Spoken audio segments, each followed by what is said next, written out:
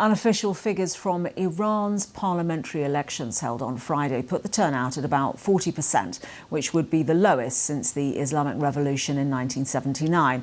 Iran's rulers had been pressing for high participation to help repair the regime's reputation after nearly 2 years of protests, sparked by the death in custody of the young woman Mahsa Amini. The BBC hasn't been allowed to report from Iran for 5 years, but now our correspondent Caroline Davis has been given rare permission.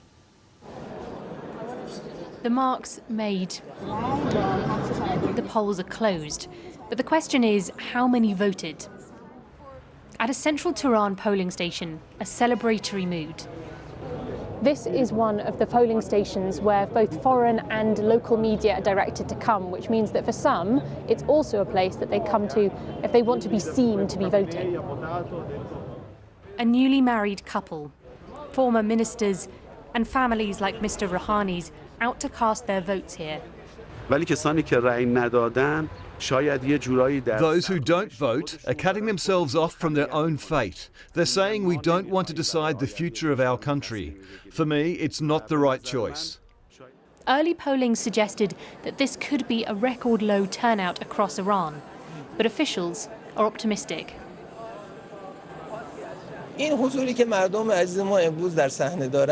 The presence of people today proves all the threats to the country and all the negative propaganda of the foreign media has failed. Still, people have come out.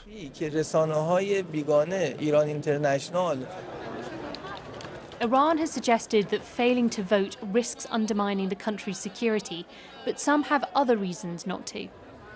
Shoppers were nervous to speak to foreign media today.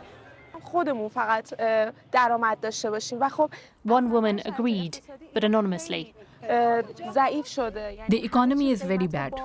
Everything has gone very expensive and the salary we get is very low. Even if I vote or not vote, my demands are not solvable. Some analysts think a lost turnout means lost faith.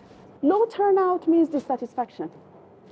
Dissatisfaction on cultural issues, on political issues, on economic issues. You feel that people have lost their interest in politics in general, and this low turnout will be another sign of that too.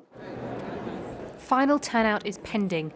Today's ballot comes at a sensitive time for Iran abroad, as the authorities are counting their popularity at home. Caroline Davis, BBC News, Tehran.